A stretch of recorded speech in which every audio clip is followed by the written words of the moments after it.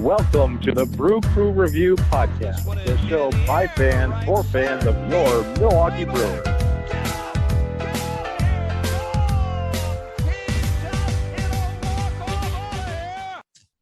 All right, Brewer fans, Happy New Year, welcome to the Brew Crew Review Podcast with myself, Craig, and my co-host, Vince.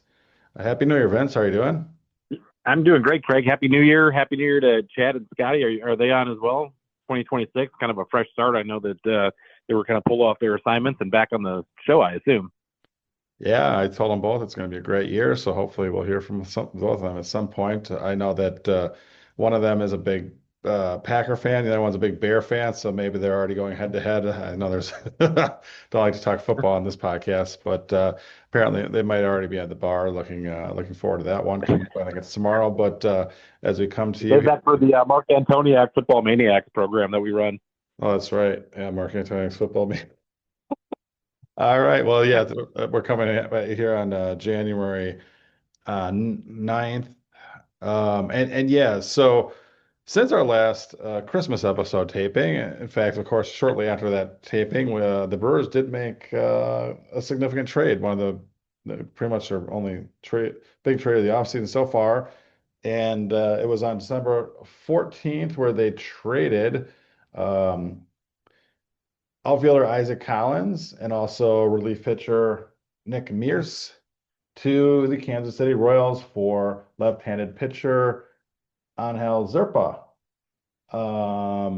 And so I don't know, what were your thoughts about this trade, Vince? I actually liked it. I think that we got maximum value probably for guys that, we're kind of selling high on. I think that, Isaac Collins was a guy who I really enjoyed watching play last year. I also think that he kind of exceeded his ceiling to a point.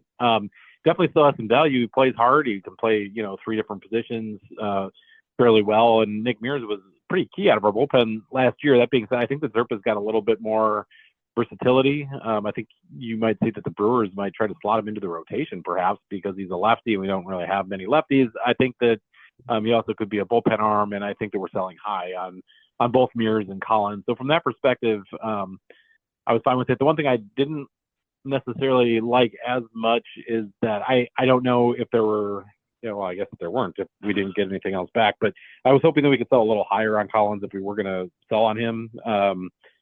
But apparently that's the best offer that we had out there. So overall, though, I'm a fan of the trade. I think it's fine. I think Zerpa will be a pretty welcome mix to the Brewers roster, again, just because of that versatility. Yeah, my first reaction was for sentimental reasons. Isaac, I love the 2025 Brewers season, and Isaac Collins was one of the unsung heroes of that. So for sentimental reasons, I initially did not like the trade when I heard about it. Then I took a step back and said, got to really trust the front office and every move they make. So digging a little bit more into, and not only that, I actually like Nick Mears quite a bit more than the average Joe as well. So the fact that we gave up both for Angel Zerpa, who is controlled through 2028, so 3 seasons, and I think the key that made this deal happen was actually not only was he probably a target of the Brewers front office for one reason or another through their pitching lab, but also that he has an option remaining, whereas Nick Mears did not. The Brewers love, being able to have the option, no pun intended, of sending the players, especially bullpen guys or I guess swingmen, back and forth down to AAA and back when needed. And I think Zerpa having that for this upcoming season, I think is very, very valuable to the team. But like you pointed out, it feels like, okay, well, we sold high on Collins. But if you're going to sell high on someone, you would think you'd want to get a good return. I don't want to say Zerpa is a bad return, but I expected us to get a little bit more if we were going to go ahead and trade Collins. With that being said, assuming Garrett Mitchell's health is back to full strength, Blake Perkins is our, fourth outfielder. And also, as you did mention in our last podcast, we did sign to a major league deal, Akil Baddoo. So I think the Brewers see something in him. So I think our depth at outfield was ample. And so I think that made him expendable. if you're a Royals fan, I think you've got to love this trade as well because they've had outfield issues for a while now, a number of years. And so I think he could be a starter for them all year round and therefore make this a very valuable trade for what they had to give up. Yeah, I know that those were your thoughts in the initial pre-production meeting that we had about this night of the trade. Just kind of looking back, your comments were not favorable of this deal. I can't say some of the words that you said because this is being a family show here, Craig, but I'm sure interns can bleep it out. But I think your sentiment of what the actual bleep makes zero bleeping sense were probably the sentiments of many Brewers fans, to your point. I think you followed up by saying so bleeping stupid. But I think that the trade probably ends up being a good thing for the Brewers, just in the sense that we did get something of value. Who I think we're for a guy that we're going to use next year, and probably get more innings out of him than a guy like Mears, who I think put on a lot of innings last year. And you saw some of that fatigue take place, and that's kind of what I'm worried about. What I mean by selling high on Mears, I think that the Brewers really used him to a point where I think it may not be sustainable. And we'll see. I'm wishing for the best for both of those guys. I really like watching both of them play. And the fact is that we got Nick Mears kind of in a steal as well. I think it was for Bradley Blaylock from the Rockies, and turned him into another serviceable piece that we're going to have for a couple of years moving forward. So to me, it's kind of a win-win. So from the Royals fans' perspective, Nick Collins it would actually be controlled all the way through the 2030 season, and Nick Yeah. Mears through 2027. So they've got, yeah, I feel like they got two decent players back in return for Zerpa. I think what could really swing this deal eventually in the Brewers' favor is, I guess Arnold's already came out and said that they are still considering Zerpa for a long-term rotation spot. And if he has the upside of like a number three or four starter with a couple of years of control left, that could be very valuable. Um, More so than a borderline starting outfielder. But Collins, I mean, he was a switch hitter. He put up great at bats. I was at a couple of games where he had some huge memorable hits, including I know a walk-off home run against the Mets on a Sunday. I was there, and that extended the Brewers streak. I think at the time to 10 or 11 games. They went on winning, I think 14, or was it was a 14 or 15 in a row that we won. I think it was 14. Um, Yeah. Franchise record number a win streak, and so he was a big part of that. So again, like I said, for sentimental reasons, Isaac Collins just seemed like the type of he was like the prototypical Brewer player, in my opinion, that this front office has been targeting someone that other organizations undervalue because of possibly his size. But when given the opportunity, he was one of those woodpeckers, those bat battlers, someone that put together really good at bats, and eventually they, really paid off. And so I think the Royals will be happy to Yeah. return. But again, Yeah. go ahead. No, I was just going to say I agree, and I really liked him a lot. I do think though that he had some periods that he was great, but he had a lot of periods too that he did not play well at all, including the last month, 5, 6 weeks of the season, if you remember. And I don't say that to disparage him. Again, like him a ton, but I do think that he may have been able to buoy his overall numbers for through his earlier part of the season, and then really struggled in August, after the midway point of August through September, and including in the playoffs. And he still finished with decent overall numbers. He had a 368 OBP and a 263 batting average and 9 home runs. But to your other point, I do think that the Brewers have a lot of other players that can sort of replace that level of production, including the woodpecker approach. Even guys who aren't going to hit double-digit home runs. And I think that Brandon Lockridge actually has a fairly similar profile, and he's probably going to start the year in the minor leagues. I think that a lot of guys in our team could kind of fit that mold, certainly guys like Caleb Durbin. So I think that we were trading from a position of strength, somebody who we also have, replacement level players for to come in after Collins has now departed. So as much as I like Isaac Collins, I don't think the roster got a ton weaker because of this trade, I guess is my point. Yeah, that's a fair point. And like you said, I forgot to mention Lockridge. So we have seemingly plenty of outfield depth with players that the organization likes. And so, like you said, the number one reason this happened is because Collins was expendable and the Royals had a need. And Zerpa's, from what I understand from my research into this, is the Brewers actually have been trying to find a way to acquire him for a while. So that gives me really good hope that they see something in him, whether it's relying more on one pitch, stretching him out, whatever, something that they think that Yeah. the guy could be more valuable than he's currently with the Royals. So that I think that bodes well. If you look at the track record, the Brewers have an awesome recent track record of pulling guys off the trash heap of other teams. If you look at Quinn Priester last year, also Chad Patrick, even, we acquired him. When other teams had drafted him, he was already bounced around via trade a couple of times before he landed with the Brewers. So, I mean, yeah, so I totally trust, and I think everyone should, if you're a Brewer fan, the Brewers pitching, the targets, so to speak. If it's bullpen or in the rotation, they seem to really know what they're doing there. So that gives me some hope that this trade long term will work out in our favor, regardless of how Isaac Collins does. I wish him well. Of course, he's in the American League now with the Royals.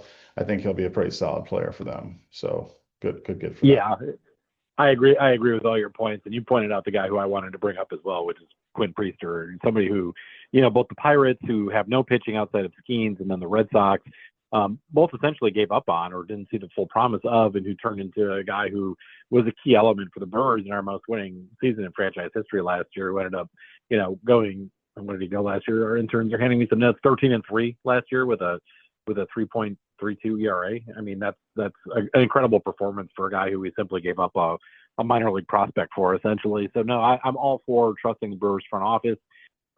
Yeah, I'm sure we're going to talk about this on our episode, but my bigger concern isn't the Isaac Collins and Nick Mears trade to the Royals for Zerpa, but just the fact that we have not brought in another power bat yet.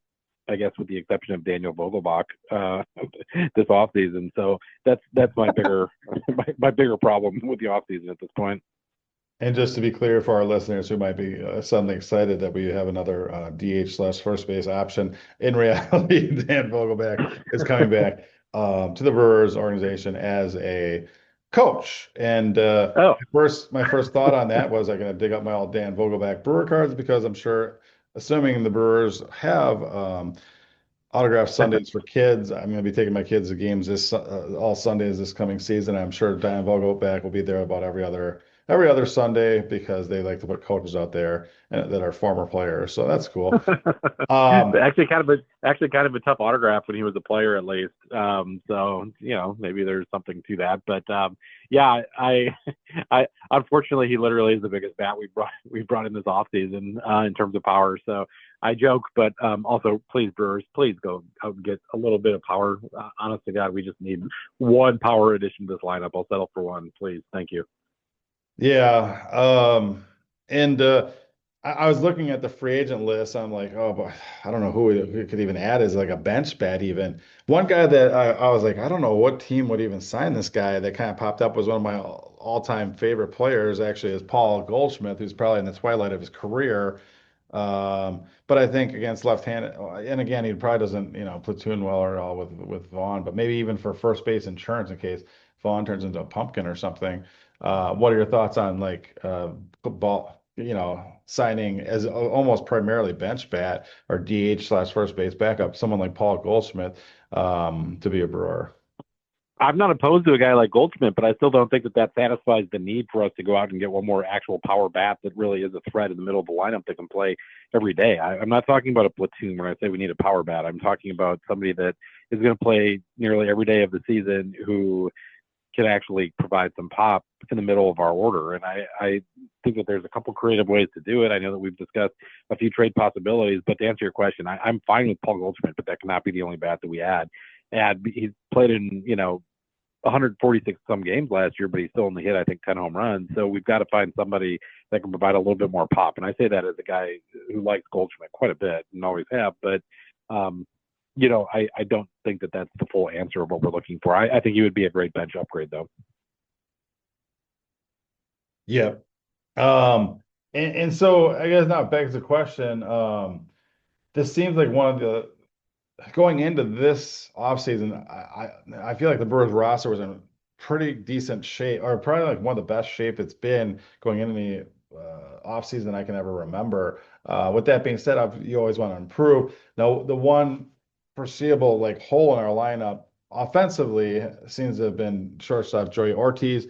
it has been now fairly communicated by the organization that they're planning on sticking with Joey Ortiz, which means Durbin's still Yeah. gonna be our third baseman, Terang's still gonna be our second baseman, Vaughn and Bowers at first, with Yelich DHing, and then in the I mean, so where exactly on our starting roster would we even have time, place to add a power bat? My only guess is if Yeah. we upgrade from Garrett, include him in a trade and upgrade from Garrett Mitchell to a better power outfield bat, possibly via trade, using our farm system like most contending teams should to upgrade that position would make sense to me. But again, it seems like possibly a tough sell for anyone trying to trade a young star player, maybe.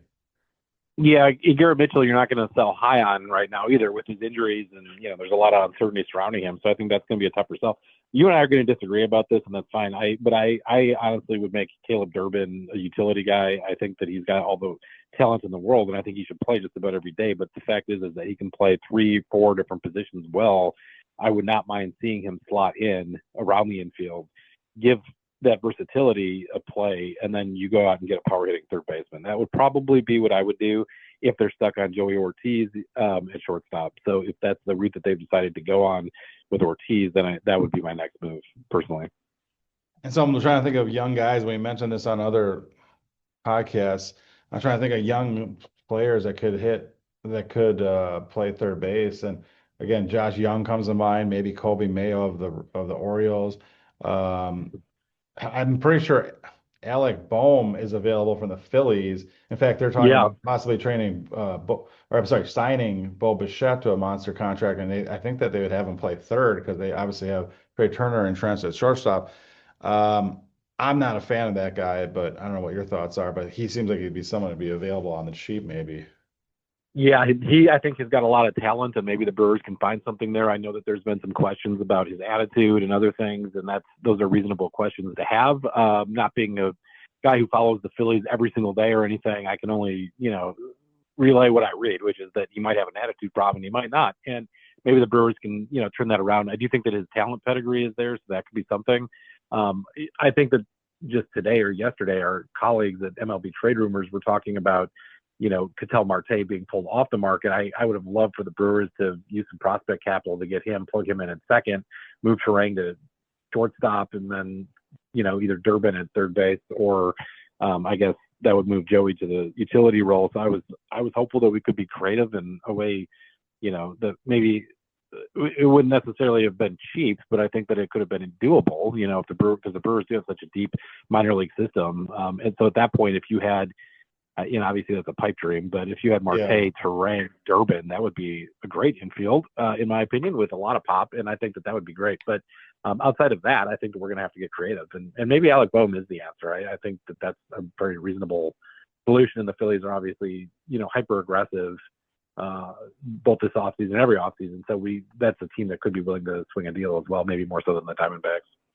Looking at the list of free agents who still have not signed with teams, I guess the only guy that seems like he might be a option for us if we were just go a straight free agent route would be, I guess, one of the guys that obviously a lot of Brewer fans, including myself, wanted us to target at the trade deadline last year, and we're not interested, which makes me believe we're probably not interested now, especially having to pay up at full value, and that would be Eugenio Right. Suarez, third baseman, Right. 40 plus home runs last year. He's got plenty of power, is what we're missing, but I think he would take a contract of at least like 3 years. And I don't, with how much he costs market value, I bet we're not going to be signing him. But again, there's not too many other guys out there still with a lot of power on the free agent list that I could see, unfortunately. So with that being said, Yeah. And there's always, Suarez, I think he had a rough September. He had a very rough time in Arizona in yeah. Seattle after the trade deadline too. And I don't know if that negated people's interest in him a little bit, or softened that at least. So maybe that brings his value down. That being said, hopefully it was just a fluke for him to not be able to essentially hit. I have to double check. And Scotty's interns Yeah, no, are he definitely did not slow perform well today, but for them. yeah, With that being said, he's he got a had pretty long track record of power. yeah, most definitely. Yeah, But he had 189 after being traded. So, yes. he just doesn't fit the profile of the type of player this current front office targets. And I think that they are someone who are sticking to their plan. So I have a hard time believing we will sign him. And also, I no, think I'm sorry. Go ahead, Craig. Sorry. oh no, yeah, I was going to say Suarez. I think is a more talented guy, and I don't love Nick Castellanos, but he's got some power. He's out there. I don't really want the Brewers to necessarily go after him. I think he's a guy that also comes with a lot of attitude issues, but he's another guy, I guess, with some power that's on the market a bit too. yeah. Nick Castellanos, I just really do not like his plate approach. I actually have a friend who's a big Phillies fan, and he really dislikes him. So that's probably tainted my view on him a little bit. But Yeah. he, as a younger player, he was a really good, decent player. But I think as he's aging here, his plate this plan is not as good, and his power is deteriorating too. And he seems like he's on the that same track of like his best days are definitely behind him. But again, he could be someone that we could add on a very cheap, maybe like a Reese Hoskins type situation where the rest of the market just it's like one of those things where there's so many guys out there at the end of the day, once people are starting to fill out the rest of our rosters, there are going to be a couple of guys out there like, hey, does anyone want to sign us? We have some skills. And Mhm. that's where the Brewers usually Yeah. swoop in and sign a player and then find out during the season that there was a reason why no one else wanted him. And then, yeah, unfortunately, that's how it goes sometimes. But we'll see. I still feel there's going to be one surprise signing and or move, whether it be a trade coming up here in the next month by the Brewers. What could not speculate. Anything we can come up with, it's going to be something completely different because we don't. This front office kind of beats by their own drum, and they do target, you know, buy low players that are under everyone else's radar, which is a great skill to have, and they've been successful at that. So it wouldn't be surprising me if they've got someone in mind they could possibly trade for, or even someone on the radar that could be a free agent signing. So we'll see. But I don't expect the Brewers to do too much. I literally think we're down to like two more moves. I mean, as far as significant ones, obviously adding a bullpen arm from here or there, free agent or something. We'll see what happens. But I really feel like this is the time the Brewers should make that Christian Yelich-ish trade. They should really be targeting for a really high upside bat from another team, a non-contending team, and be willing to part with maybe even Cooper Pratt, maybe even Logan Henderson. Like package a couple of these guys. You know as well as I that prospects don't all pan out. Obviously, you don't want to Yep. get those high upside guys like Made, who people are now saying has the same upside as Jackson Churio. Um, Luis Pena, I think, is also not too far behind him. Besides those guys, I think anyone else on our minor leagues, and we do have some really nice pieces. I really feel like it's been 20 years since we had this many future major league players that are currently in our minor leagues. I'll just put it that way. And so I think the Brewers Yeah.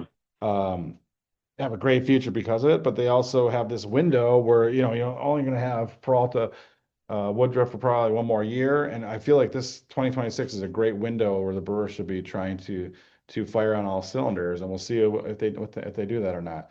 That segues to our next Yeah, topic. I totally agree, Craig, and I think that this is the year. We mentioned this on previous podcasts, but I absolutely agree, and I think that it's shameful that if this is a Mark Attanasio decision to not spend more money, or if this is, I don't know, it just seems weird that we're not being a little bit more active. When to me at least, it's very apparent we have one clear need, and that's power. Like we have great starting pitching, we have a pretty deep bullpen, we have we have, I would say, a great set cast of characters around the diamond.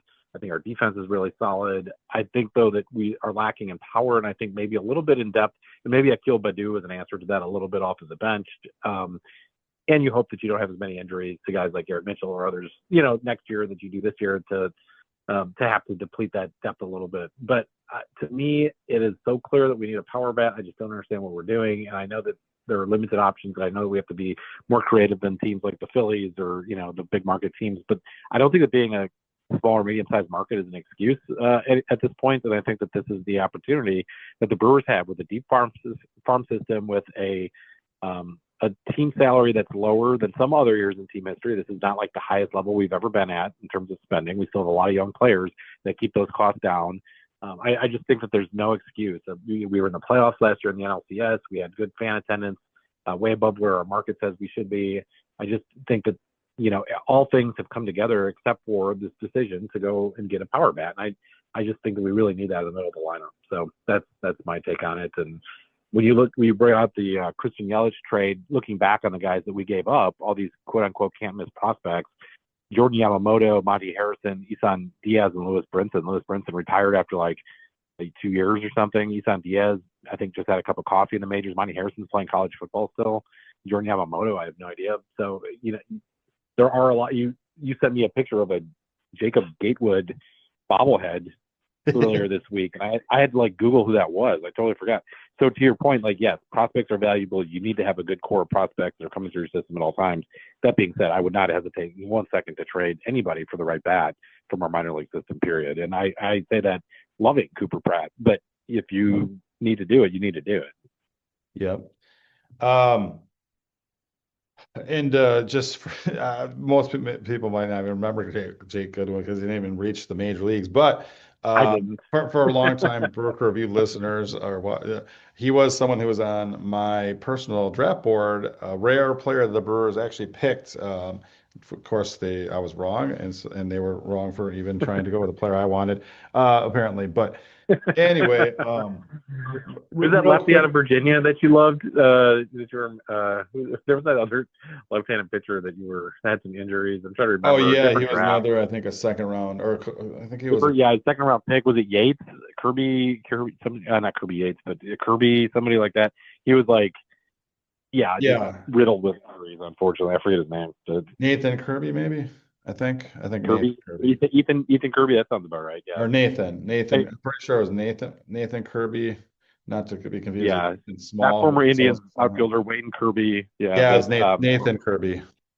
Okay, not Kirby pitcher Puckett. out of University of Virginia. I think he may have won a national championship with them. In fact, he had 18 strikeouts and a no-hitter for Virginia. I think that's what got me all pumped up about him. But anyway, did not work out. But that goes to saying that it's so hard to make the major league. The competition, there's people ahead of you, there's people coming up behind you. It's a very competitive field, and you have to, it's not easy to make the major league. There's so many prospects, and so many don't make it, or whatever. Speaking of prospects, one of our high draft picks from last year, I think he was second or third round pick, Frank Baroni, was involved, unfortunately, about a week ago in an accident in his native New Jersey. He did have to be hospitalized. The latest that I read about him, that he is okay. He's going to survive. But I don't know all the details of his injuries. But the good news is I just want to wish him well from the Broker Review for his recovery. Yeah. And luckily, he avoided disaster there. But again, he was a high draft pick for us last year, a left-handed pitcher out of high school. He's only 19 years old, so hopefully, he's on the road to recovery, and someday he will don a Brewer uniform, hopefully, in spite of all this little hurdle he has to go through. So, best wishes to him and his family through these tough times.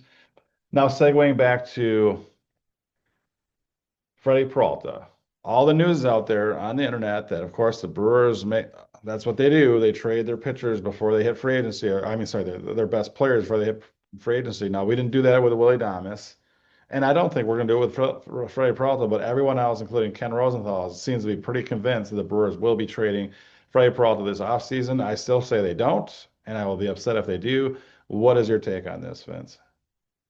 My hope on the face of it is that we do not. I don't think that we will either. So I'm going to agree with you on that. I think that guys like Ken Rosenthal, they sell, I guess not newspapers, but they sell subscriptions to The Athletic online by stoking rumors. And I'm all for a robust and engaging discussion around the hot stove league. I think that that's actually a lot of fun as a baseball fan. So I don't blame guys like Ken Rosenthal or our colleagues like Tom Verducci or others to throw these rumors out there and see what sticks and get some discussion going on a bleak, January day. So all that's all well and good. But that being said, I'm not going to rule out the possibility either. And I don't mean to give two answers on this, but if the Brewers do trade him, I'm opposed to it, but I wouldn't say I'll be angry until I see the return either, if that makes sense. I think that everyone is, subject to being traded, and I don't think there's any quote unquote untouchables. That being said, I'd have to be absolutely blown away. Like, it'd have to be a deal the Ken Rosenthal analogy. It would have to be way, way better than what we got for Corbin Burns, in my opinion.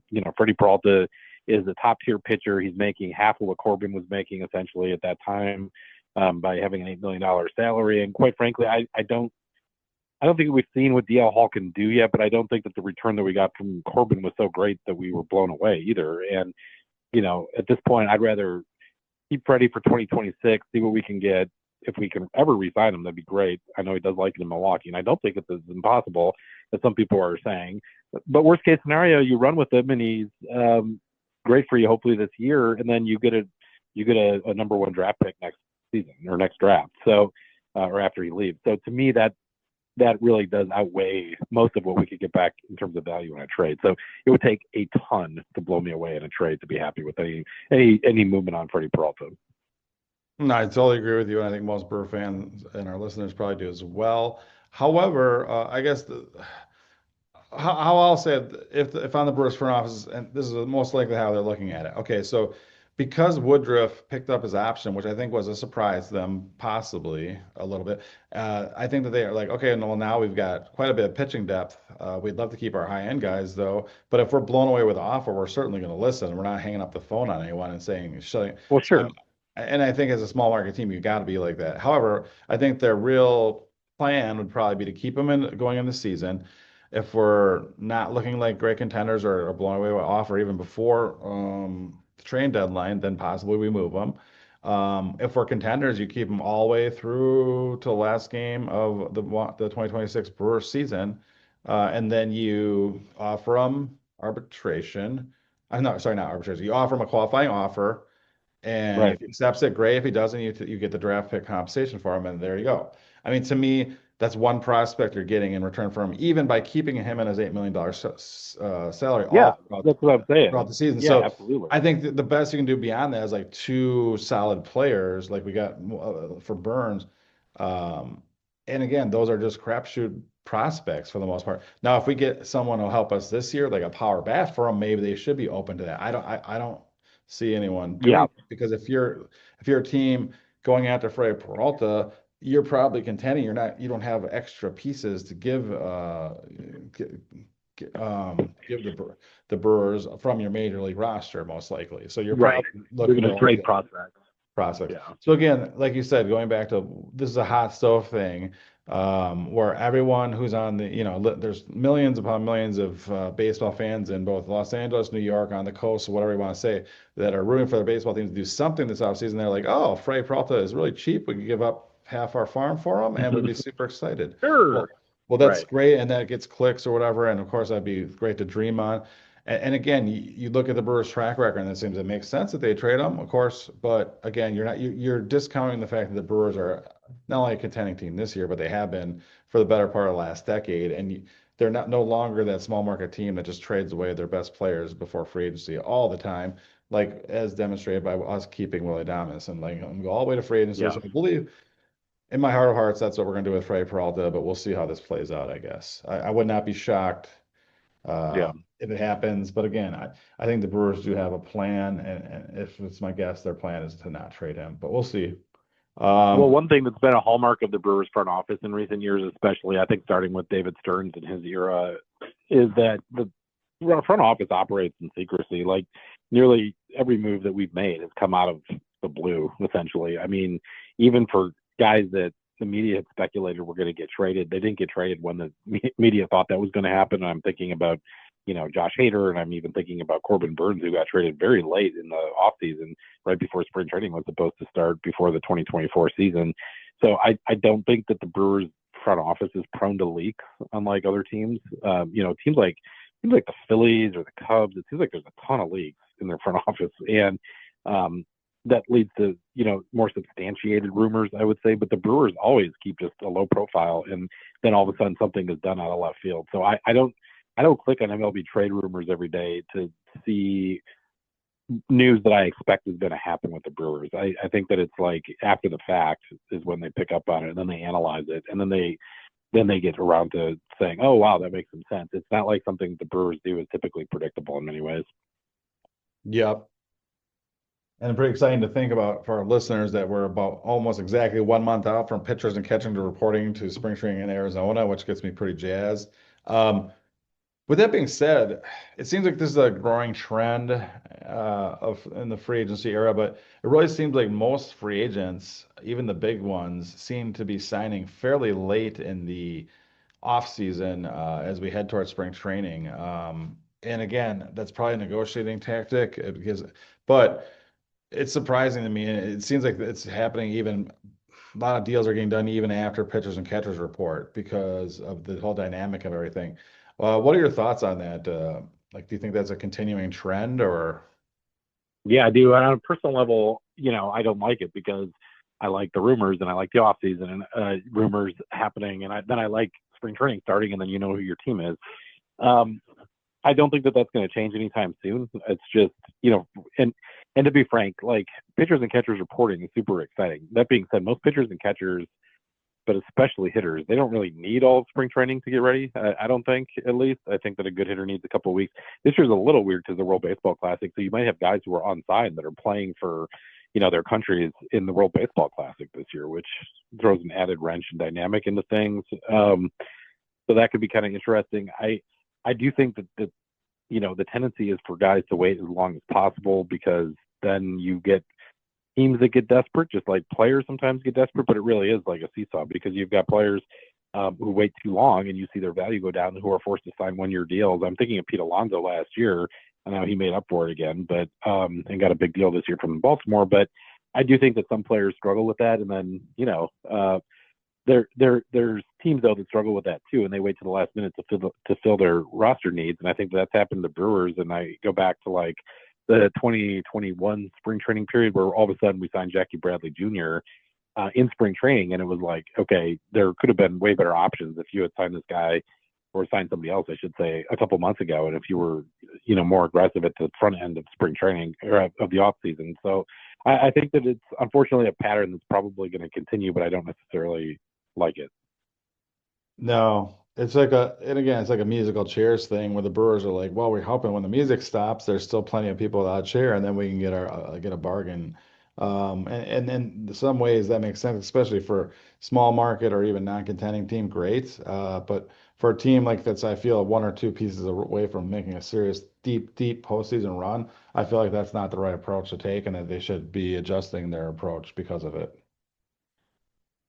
Yeah, I agree. And the Brewers are in a position right now where we are the top team in the National League. We're the top team in the major leagues in terms of record from last season. We are a leader, and we're supposed to be, in my opinion, this is the time to be aggressive, as we've said. So I just don't know why we would want to wait much longer on this. And to me, it doesn't necessarily make a ton of sense to not go out and be aggressively going after whoever it is that you want, whether that's a free agent or somebody on the trading market. And maybe we are, and maybe they're just not sharing that in the press conferences that we're privy to. But I do think that the Brewers need to be more aggressive, just on the face of it. For whatever reason, it seems like that since Mark Adonasio has taken over the team, that the Brewers do something around January. It was traditionally back in the day when the Brewers actually had a fan fest. It would be during fan fest weekend, the on deck event. So I remember that happening in 2009 with Trevor Hoffman all of a sudden making his appearance at the on deck event. And I know it happened in other off seasons as well. And it was sort of like that right around this weekend,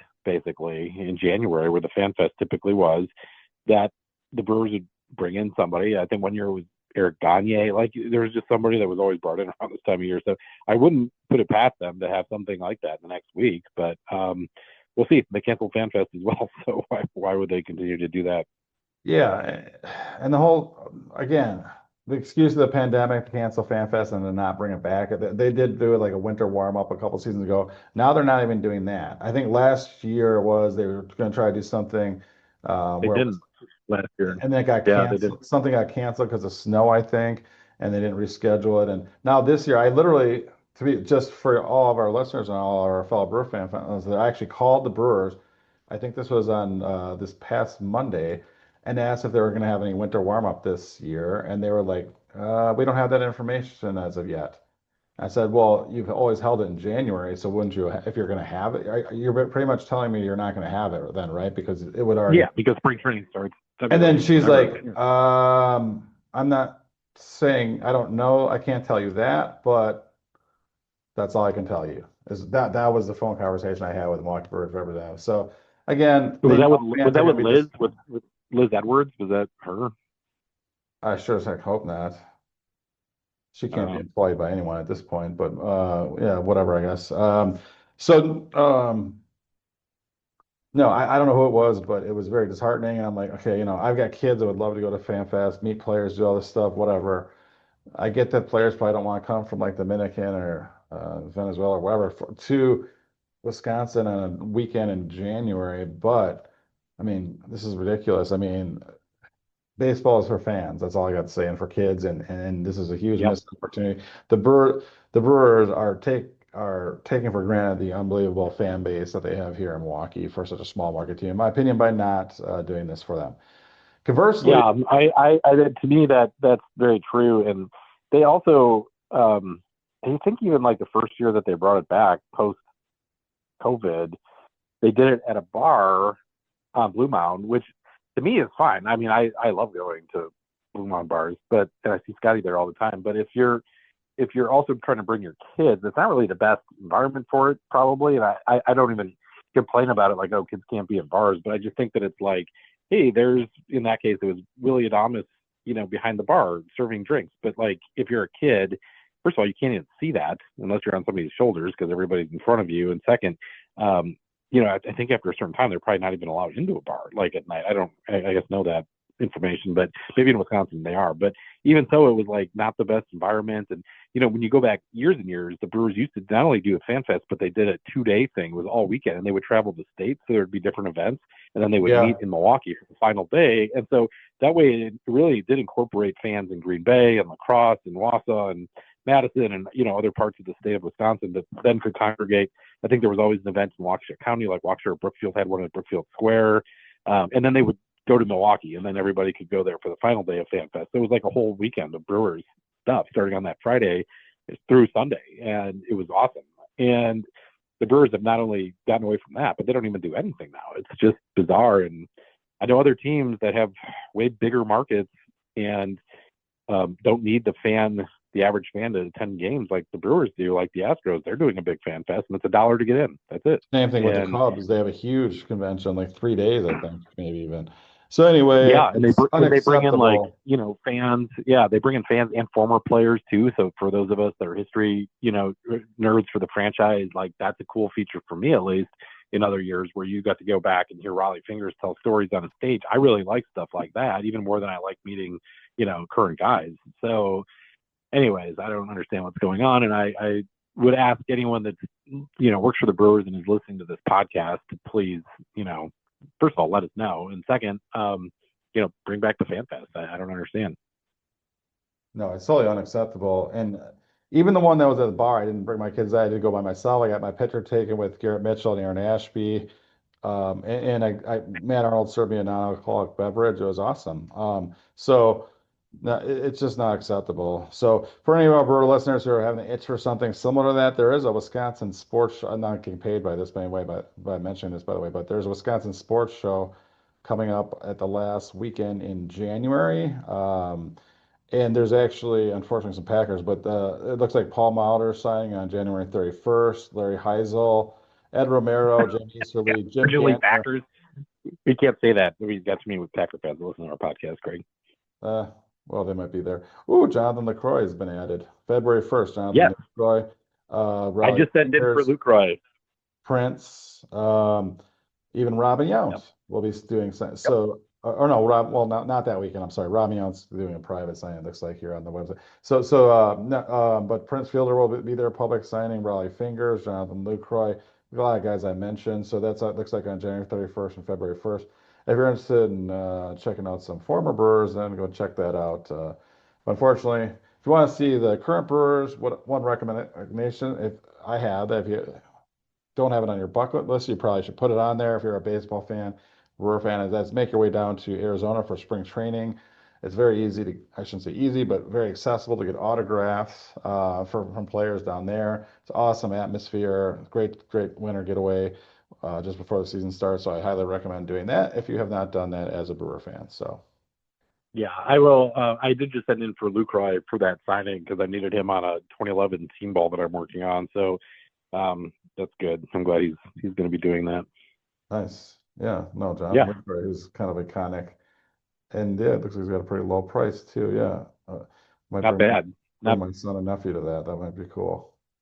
All Yeah, right. Well, absolutely. Yeah, And I know that our anonymous source, Tom Carter, also mentioned that he will be there. He is not signing autographs because he doesn't want anyone to know who he is, but he is going to be there in the crowd. So if you can catch him, I would say ask him for his autograph if you can catch up with our anonymous source, Tom Carter.